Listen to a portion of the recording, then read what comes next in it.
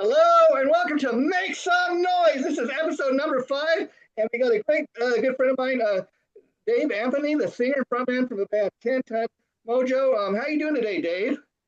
Doing great, man. Hanging out. Got my Sharks jersey representing West Coast actually. They're playing the Islanders over here, or actually they're playing over by you guys, but I'm actually a Sharks fan, believe it or not, although I like the Islanders too. So I'm having a good day, about to go out later for party, hopefully get a win later. Yeah, so like I said at the top of the show right now, I've interviewed Dave before, so I'm going to let my fantastic co-host Jammie Bosstel take it and ask Dave anything you want, Jamie.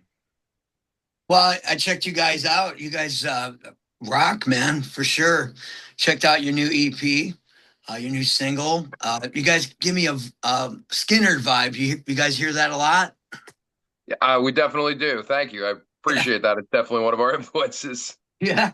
I like the back. I was also. I think what makes you guys unique is the background singers. You got some chicks singing in the background. It sounds really good.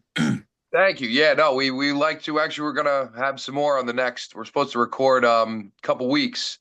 We're gonna be doing a few more tunes, getting kind of going in a few sessions for, just for studio time, kind of like weekend by weekend. But we're gonna have a few more chicks on. We always like to kind of have a few different ones, kind of just help promote all those female singers out there as well. We love them too. Make sure they're getting some representation. So we're gonna we went with 3 different ones on the EP. Then we had 2 on the single Rebel Heart, and then we're gonna go with 3 different ones on this one, I believe 3 or 4. I'm not sure, but we'll see. We'll see who's available. Oh, cool. Let me ask you, Dave, in regards to those background singers, I was curious, are these just random singers you knew from, the music scene, or were these wives and girlfriends? No, these are all girls from the music scene. They're all talented in their own right. That Sure. have their own bands and well, I can't think of all of them have their own bands, but a good amount of them do. One in particular has come back. She'll be on all 3. She was in Jane Lee Hooker, which we absolutely loved playing with that band. They broke up unfortunately, but or at least they're on hiatus. I don't want to say broke up. Hiatus is, I guess, is the word, but. She also plays with Led Zeppelin, which Oh, is an awesome like Led Zeppelin tribute band. oh wow. And, Dave, the vibe I get from you guys is you got like a great classic rock sound. I kind of described it as Aerosmith meets the Black Crowes. And I know you get that a lot, but let me ask you one, especially in regards to the new single and music video for Easy Come, Easy Go. One of the things that really stands out about the band to me, especially in the video, is your harmonica playing. Talk a little bit about that. Oh, thanks. And first, let me thank you for those two band comparisons. It's absolutely awesome. Also influences of ours. But yeah, harmonica is I always wanted to have an extra instrument in there. I'm a front man is part of my job, and singing kind of goes hand in hand with that. But something that's kind of difficult to be a front man with is having like a big guitar in your hand. Sure. Though some guys do it very well, I would not do it very well. So I love the harmonica. I think it's like a great kind of it kind of grabs, and I like to say when I'm playing live, it's that one that always gets that guy sitting with his arms folded, kind of looking around the room, and all of a sudden you get him like, oh, what's that? You know what I mean? Like it kind Yeah. of Because pulls them in. a harmonica, when you typically think of harmonica, you think it's like it's more associated with like blues music. But then, like if you look at rock music, even like guys like Steven Tyler, even Bret Michaels have done it over years. And it's like you said, it's not what you typically expect to see a rock show. And that's what makes it stand out. I think. Yeah, no, it's all over. Led Zeppelin used to play some harp. I mean, even Ozzy Osbourne did. And to bring him up, we're actually working with Max Norman, who's producing our next album. So I mean, that's very relevant to us also. But yeah, no, harmonica is not just for the blues. It Yeah, is it yeah. is a very versatile instrument, and yeah, I like it does have a lot of its roots also in Southern rock and roll, which I think Easy Come Easy Go kind of definitely bridges that gap in like a hard rock Southern rock, and I it's just a fun instrument. I mean, it's a little extra. It's that instead of a guitar solo, we got a harmonica solo. It just kind of adds a little difference in tone, a little difference in texture, and that one in particular on Easy Come, Easy Go is a lot of fun. It's kind of got this like bounce to it when we're going Yeah. on. I mean, Christian are on stage, one of my guitar players. We're kind of jumping around. Like I just got a new mic to kind of move around with it. And we're kind of like, doing a little back and forth. So it's fun. It's great. Yeah, so Jamie, as people know, you're a performer yourself. So I was curious when you were listening to some of the Ten Mojo tunes. What were some of your things you noticed about Dave singing right away? Powerful. Your voice is really powerful. I like it, man. Really good. What made you decide to do like the Southern rock thing being from New York? That's interesting. I mean, I got to tell you, I grew up on a lot of that music. I believe it or not, I used to listen to a lot of jam bands, and like to bring like the harmonica thing back in there. I saw a lot of these bands that didn't have great singers, but they had great jams and stuff like that. And there was a lot of like Allman Brothers was a huge influence for me growing up. Because they were like on that jam. That became like this band that I loved. I loved the slide guitar. I absolutely love both Allmans, Greg and Dwayne, but Dwayne is probably one of my favorite guitar players. Just that slide is, just fantastic. And Yeah. you don't really get that in a lot of other music. I mean, it's really, and obviously you mentioned others as well, Skinnerd and stuff like that growing up. These were just great classic rock bands that just spoke to me. I got family down south, but as far as actually being down south from New York, just always loved the music. Some Yeah. of your rock stuff reminds me of Brother Kane too. Oh wow, I like yeah. myself. Believe Yeah. it or not, I actually played harmonica they weren't totally together, but it was at a Wheelie Fest event in Pennsylvania, and he needed somebody to play harp on Ain't No Shame. And I was more than happy to do it. I love Brother Kane. It was an Yeah. awesome band. I felt like they deserved far more play than they got.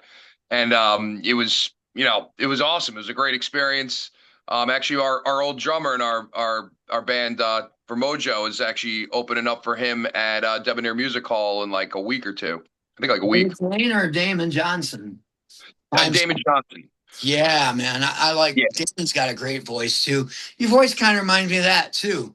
A little bit like that. Yeah, I like that. Thank you. Yeah, definitely. I love Brother Kane. I've seen him twice, and yeah, hell, I'm glad they're back together. They just did a new album, I think EP or album or something like that. Yeah, Yeah.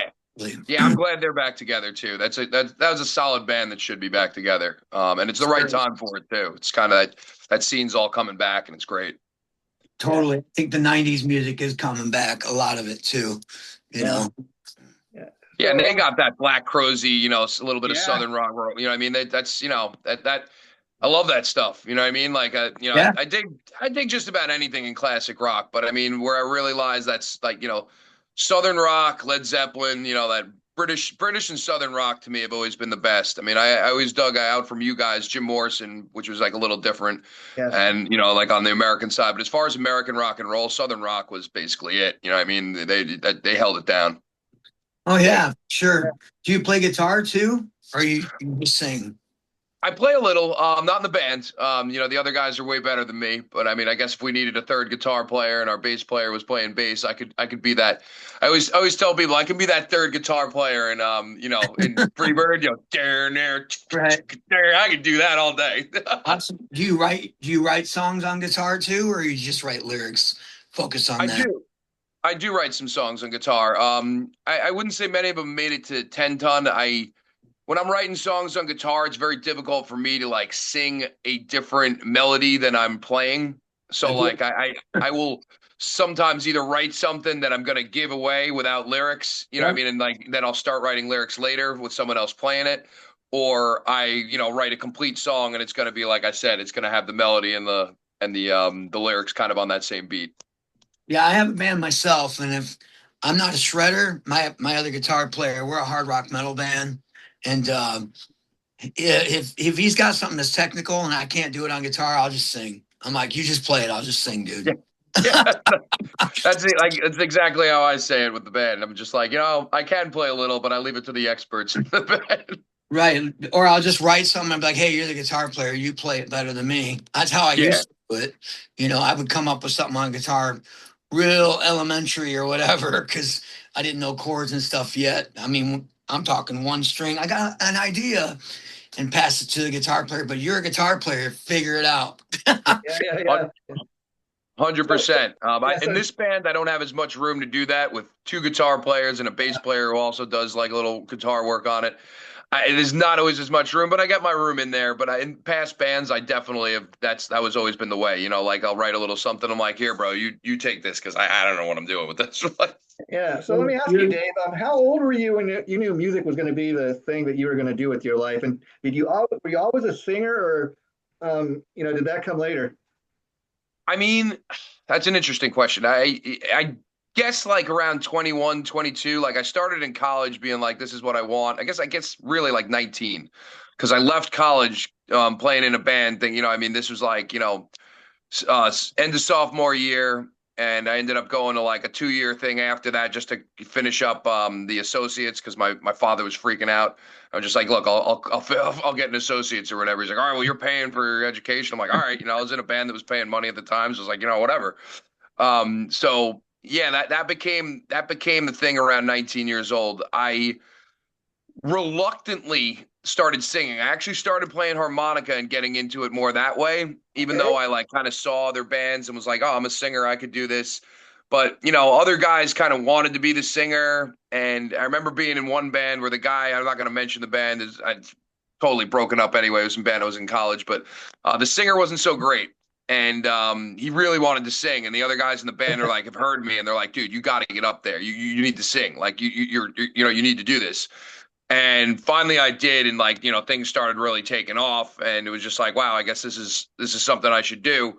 The frontman thing kind of came a little later. I guess that's kind of why I didn't really always want to be the singer. I didn't really feel like I had the frontman ability. But it comes. I used to drink a lot. I'm actually over 3 years sober now, but I used to feel like I always needed alcohol to like do that, and that's how I got my stage presence. My friend. The other reason I'm asking Dave is I've talked to a lot of guys doing these interviews over years who've told me like the story often is times I started out as a guitar player, and then I kind of got pushed into singer. Or the guys in the band or the manager thought I had a decent voice, and I just didn't even. That's what happened to me. I was a singer, yeah.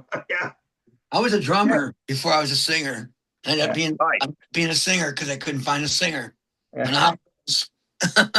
I always have massive respect for drummers. That's one of the few instruments I can't. I'm like a paraplegic. You can give me 2 arms and 1 leg, I'm good. You give me 2 legs and 1 arm, I'm good. But when you put them all 4 together, I'm done. Yeah. Look at how many great singers started out as drummers, like Steven Tyler, Phil Collins, Don Kevin Martin, Janie Lane, yeah. Kevin Martin from Candlebox was a drummer. Wow. Yeah, and I always have respect for the ones that are like still back there singing, like your Levon Helms and like your Phil Collinses. Like those guys are like, wow, how are you doing that? Like what I mean? You're singing and playing at the same time, right? Yeah. Our previous drummer used to do that, which was like I was always like, wow, I was like, you got a great voice, and like how do you do that? Like, yeah. So I noticed you guys are getting ready to play the Viper Room, or you already did play the Viper Room. No, we're getting ready to. You're right. We'll be out there. That's right. May 21st, I believe, or May 24th. I think that's it. Going to it's LA. a Thursday. Yep, West Hollywood, baby. Is that the first time going out all the way out that way, or? To play, yeah, kind of with like from a band from New York. Yes, I had a little stint where I was out in San Diego for a minute. So like I did stuff in San Diego, and then I would kind of make the way up 10 and or sorry 5, excuse me. It's a great spot. I've never been to the Viper Room though. This would be my first time. I did Whiskey a Go-Go before. Make sure you give the crowd a night to remember, because I've been hearing rumors off and on that place may or may not close up and become something else. I have heard that as well. I know it had a little issue for a while, like when Depp left. I think somebody bought it out after Depp had it, or maybe he has a small interest in it now. I'm not really positive, but I know that was a thing, and I'm really happy that we're able to be playing it. And he's busy playing with Alice Cooper these days. Yeah. Hollywood Vampires. Yeah. So how did that happen? How did you get that gig at the Viper Room, being all the way over there? Well, we have this guy, Tommy London, who's, I believe, originally from Philly, but he made his mark in New York. And Tommy did these like $5 rock shows originally that we were like a part of when we were starting up in the Lower East Side of Manhattan. And he actually still comes back for him. We're going to be doing another one in June because we just, we absolutely love Tommy and we absolutely love the room. It's at Arlene's Grocery. But, he made his name that way. And then I think he started hooking up with Brit Lightning. They're a big item now. And then he moved out West Coast. And he's been doing all this stuff all over now. Like he works with Sirius XM, which he had before he moved out there. He was doing, good stuff with that. And, basically he started doing shows out there. We're like, yeah, we're going to do a show with you. And it was originally supposed to be somewhere else. I think like the Three of Clubs, if I'm not mistaken. And then all of a sudden it got upgraded to the Viper Room. And we're like, all right. King of Clubs in Ohio? Is that it? King of Clubs? In Ohio? Maybe. No. It was in LA. Oh, okay. I'm not. Yeah, no, I could be wrong on that one. Like just because it's not where we have the gig now, I'm usually better with that. But it's not. My memory only stores the things that are actually happening. I guess. Yeah. In fact, let's talk about the things that are currently in regards. I heard to the latest single, "Easy Come Easy Go." I think it hit 43K streams. That's pretty amazing. Yeah, no, I mean, it was a great job, and I got to I'll give a shout out to our old art director Kyle Brower, who actually did the video for that, which was fantastic. He's also a drummer that sings, so everything kind of ties in right there. Yeah. He was a drummer and then became a singer. He's a great voice too, but he put that together as far as the video and all that, and then there's also video snippets from us playing live at Gramercy Theater. For when we did like a release for that, and that was that just an awesome video. I mean, it took off. We were all like kind of like, whoa, like this is like really doing well on this. It's like at first we're like, how come Spotify is not getting any hits? And someone was like, dude, check out YouTube. That's why. Like, what's that? Yeah. So Dave, I was curious, where are you coming from today? Is that your home studio, or are you guys working on some new Ten Ton Mojo tunes?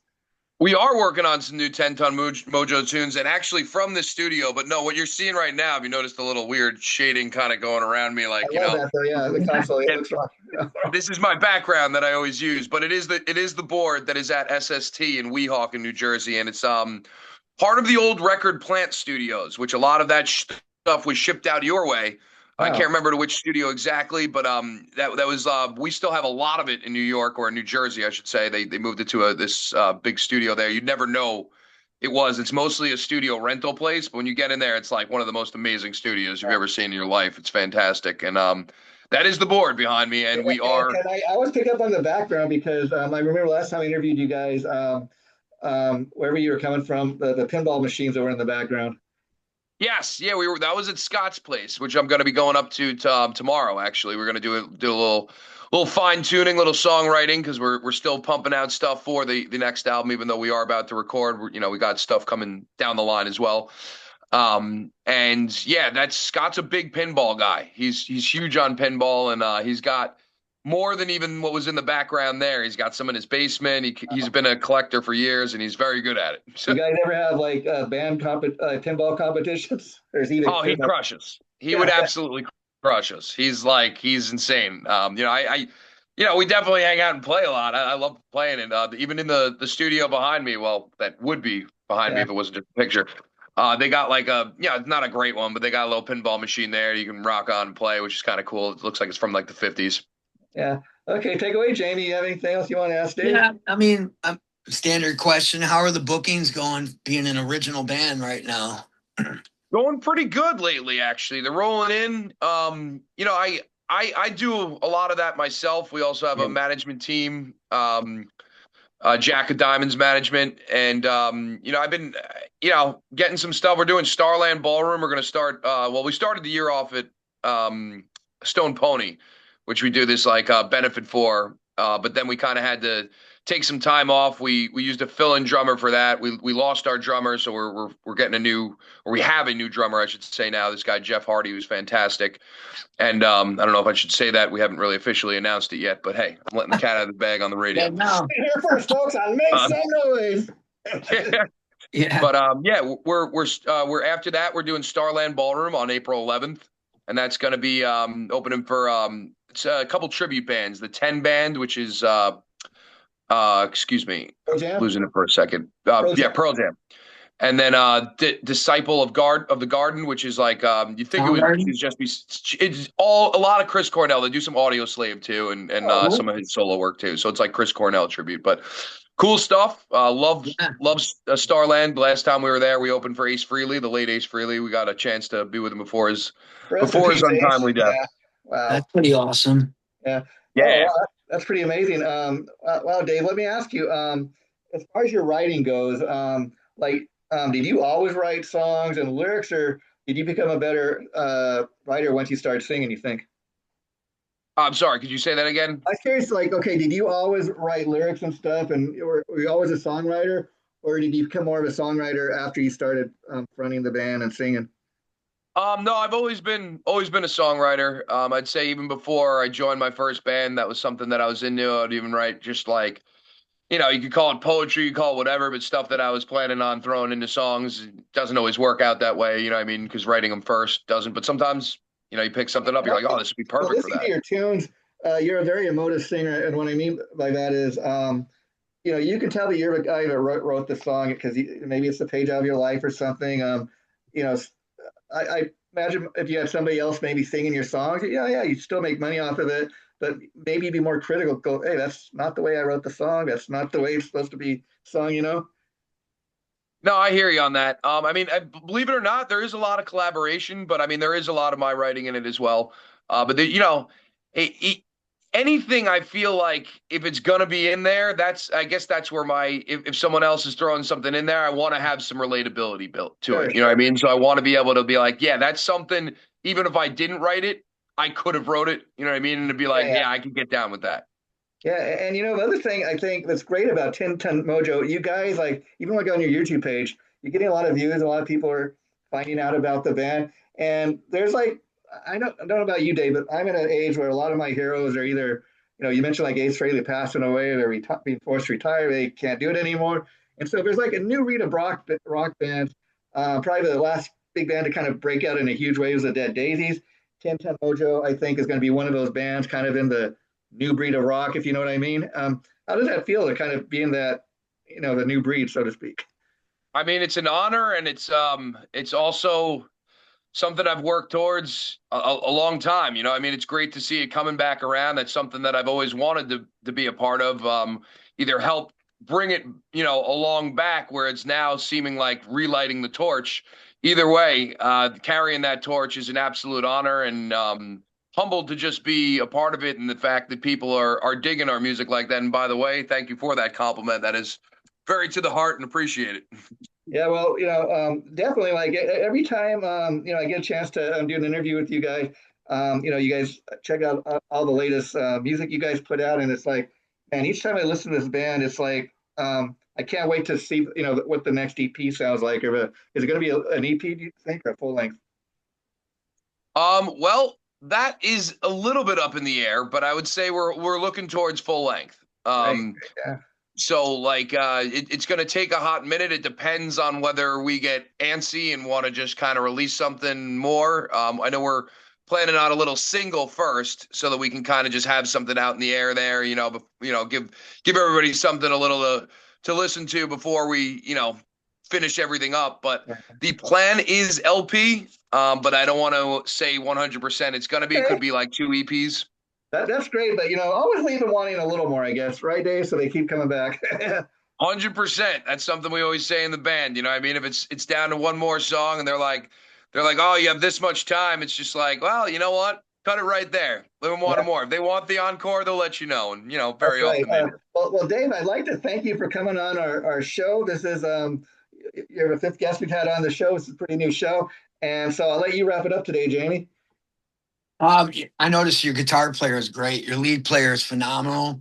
Um, do you guys all write together? Everybody write, or is there one certain person? I mean, I know you write. You said you do, but as far as the other, does your bass player bring ideas like a whole song to you, or it's just the bass parts only? Or because like my band, everybody writes. Yeah, We no, all, Everybody does right in our band.